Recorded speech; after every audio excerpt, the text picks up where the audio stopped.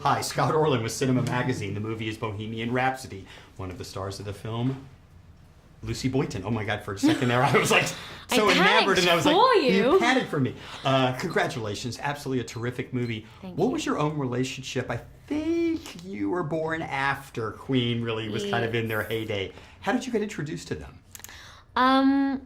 I mean, kind of in the similar way that most generations do, by osmosis of hearing that stomp, stomp, clap, and the songs like "We Are the Champions," which just become kind of anthems for everyone.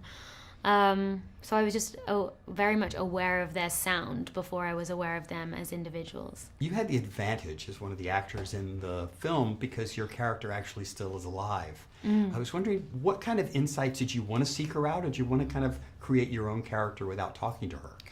No, I absolutely did. I didn't get the opportunity to talk to her, unfortunately, as she's an incredibly private person. But yeah, no, I would have loved to, because it's a very daunting thing playing someone who you know might actually see the finished product. And so it's that finding that balance of telling the most honest version of the story while also being respectful and not wanting to cross that line into being intrusive in any way. And you know, a lot of times when we see a movie like this and we see the girl with the rock and roll star, she's a groupie. That wasn't the case at all here. She was her own independent woman who just happened to be attracted to a lead singer of a... Exactly.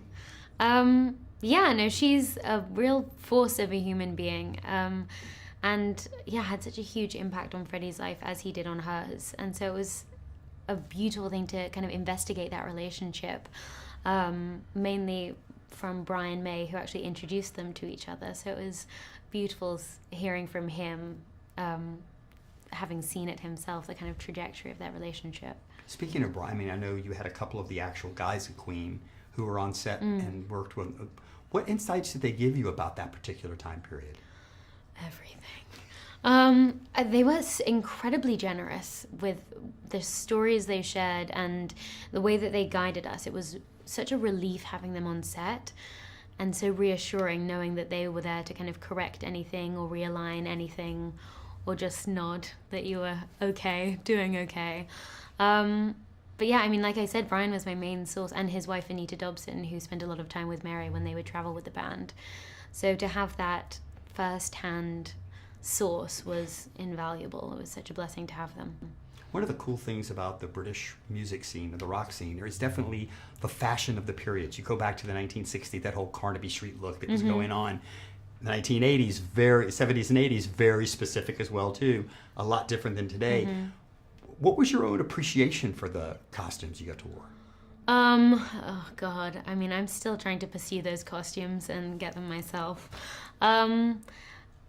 I think it was just so much fun, and it's such an important point of like stepping into someone else where you hold yourself so differently and feel so different. So the further away the decade is, the more fun it is to kind of depart from your own life.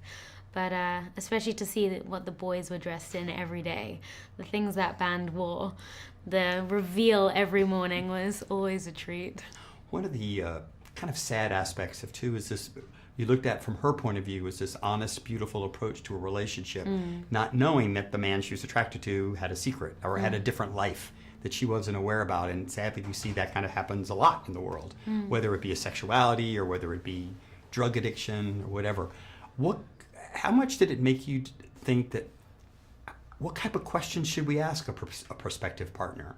Or do we just have to be spontaneous and whatever happens, happens? I think we can learn a lot from the way they navigated their relationship, just in the very open-hearted, open-minded way they approached it. I mean, there was clearly so much love and respect in the way that they saw each other and approached each other, that even when the kind of unpredictable things happen, as it did with their relationship, if you truly love a person, you love them for the person that they are. And so, I mean, with incredible strength, she was able to kind of go through that with him.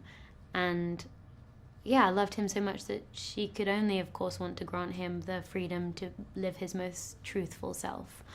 But yeah, I think it's only a credit to that incredibly unique and special love that powered them through the rest of their lives together as each other's closest allies. For showcasing it, Lucy. Really appreciate it. This is Scott Orland. Until next time.